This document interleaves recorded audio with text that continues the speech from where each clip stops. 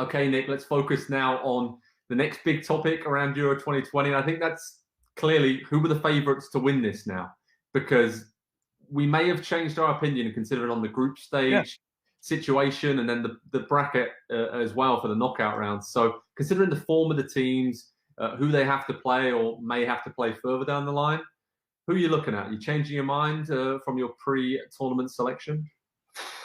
I mean, this is another one I mentioned off the top of the show. On my mom's side, being Hungarian, I've been sucked into the Italy. I've been sucked into the Italian fever, the depth they've shown, the heart they've shown, the tactics they've shown, a 1,000-minute clean sheet streak. Get out of here. Like, that's nuts. Ridiculous. So there's part of me that thinks, all right, well, they play Austria. And if they can get past David Alaba and now get a Belgium or Portugal who have had a real scrap on their hands. So I do look at that. But again, Joe, I know these videos are all going to the same place a million times. Germany, England. Look at Germany in that group. In that group, having the second best possession metric in Euro 2020. 61%, only Spain had better. England's right up there as well. I really think the favorite for this tournament, at least to reach a final, is whoever wins that game. And again, we should talk about other things, but how can you not talk about that game as maybe producing the favorite to go to the final? And if that's the case, yes, there's a lot of pressure, Joe, but that pressure is because of expectation. These teams will feel like they will go to a final if they get past each other. I agree with you there. And I think you have to put into consideration the travel and where some of these games are actually going to be. So for England and Germany, at that side of the bracket, of course, the first game in the round of 16 is in London at Wembley Stadium. The second game, if they get through, the quarterfinals in Rome. Not much traveling. And then if they get through that, the semi-finals and then the finals is back at Wembley. So for England, there's the potential to play, 7 of the 8 games, I think it is, at home. I mean, 6 of the 7 games at home. If they could somehow pull that off, they'll have 45,000 fans at Wembley for the last 16 game, 60,000 for the semi-finals and finals. I mean, that is a huge advantage we've already seen throughout this tournament with some teams, Spain playing in Seville, obviously Denmark playing in Copenhagen, the boost that gave them, Italy and Rome as well, England at Wembley for the most part.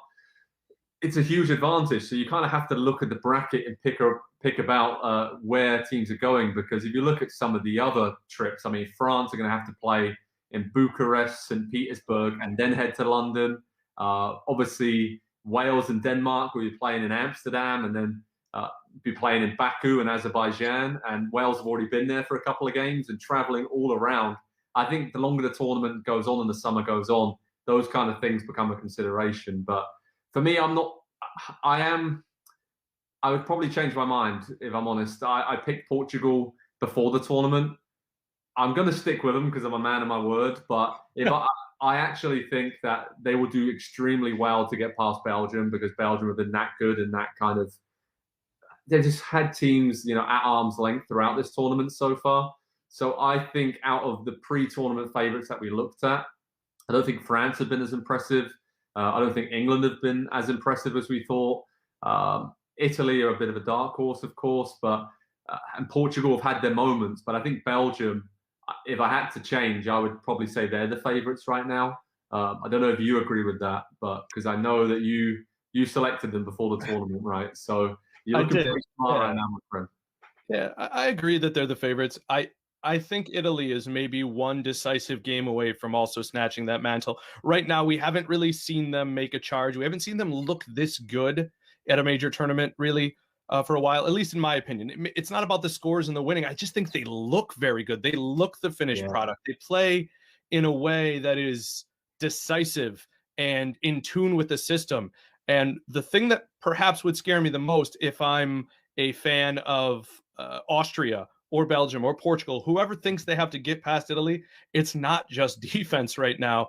Of the top 10 players in the tournament so far in shots per game, Immobile is 1 with 5 shots per game. Berardi is 6th, and Insigne is 7th, and they've all played over 150 minutes. They're getting shots in incredible positions, And there's just something to really like about that.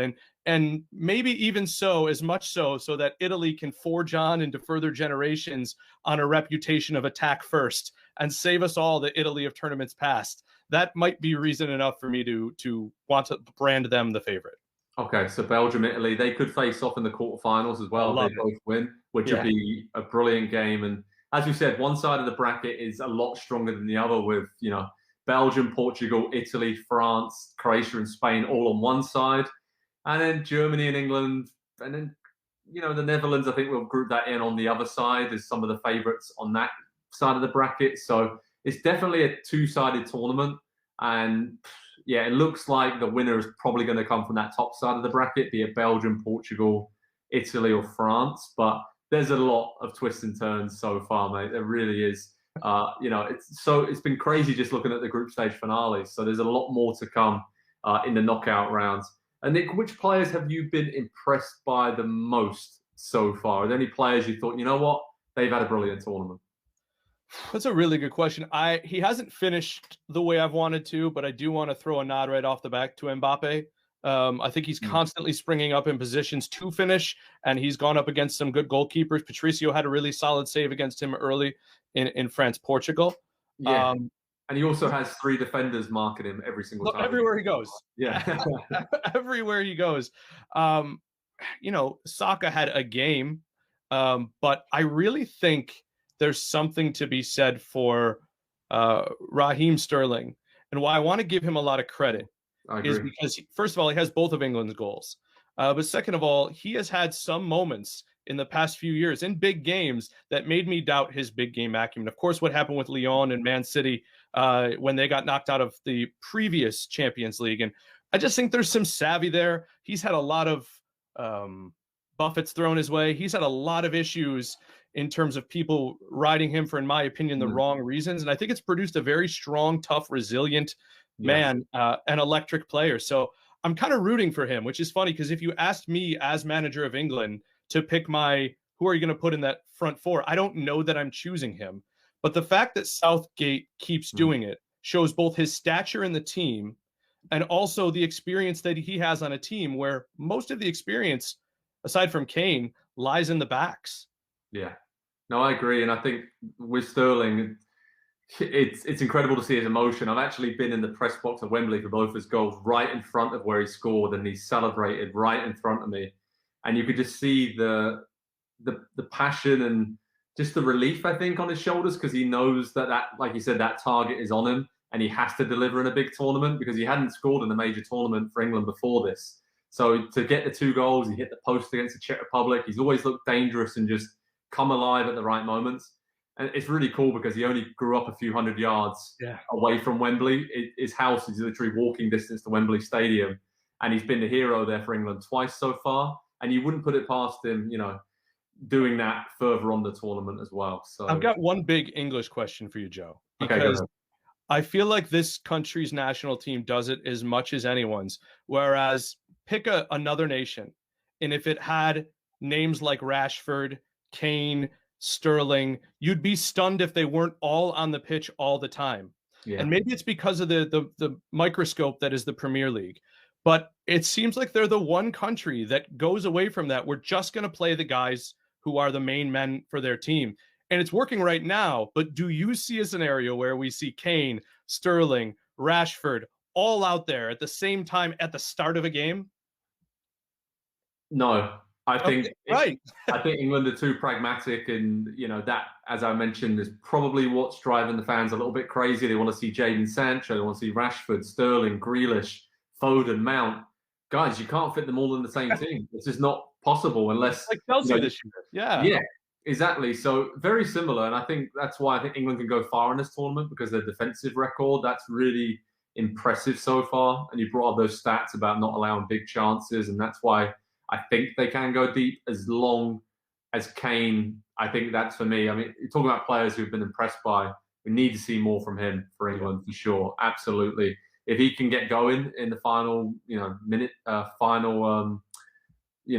games in the knockout rounds, then that would be an incredible story to see him because he's had a lot of pressure on his shoulders so far this tournament, and it looks like it's showing as well. It definitely does. And I've been impressed by Ronaldo. I know it's an obvious one, but to be leading goal scorer, I know there's a few penalty kicks in there, but five goals, obviously. Yeah. And then he's now equaled the all-time male top goal scorer in international history, 109 goals. So he's probably going to break that at this tournament, and that would be an incredible achievement for him to score 110 goals on the international stage if he does do that, or even more.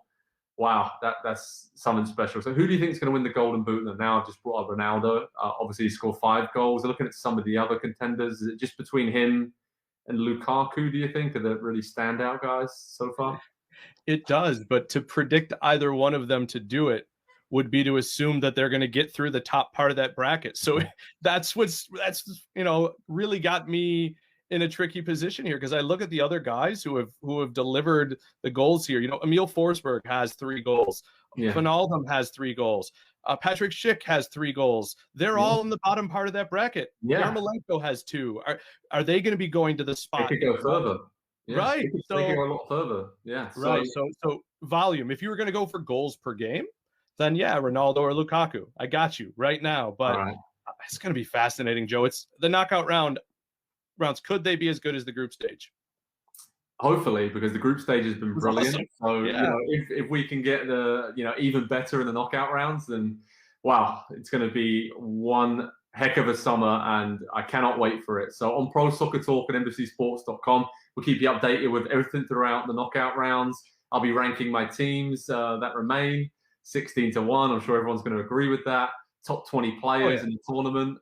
It's been up and down. There's not as many superstars have really stood tall. There's been a few, but there's been some steady performances so far. I'm looking forward to seeing which stars will stand up and be counted in the knockout round. So Nick, thanks for joining me today. Really appreciate your time. Thanks everyone for watching, and head over to Pro Soccer Talk at NBCSports.com for all of the news and reaction from around Euro 2020. We're entering the last 16. The knockout stage is here. The bracket is set. As you can tell, we're really excited. So thanks for watching, and we'll speak to you all very soon.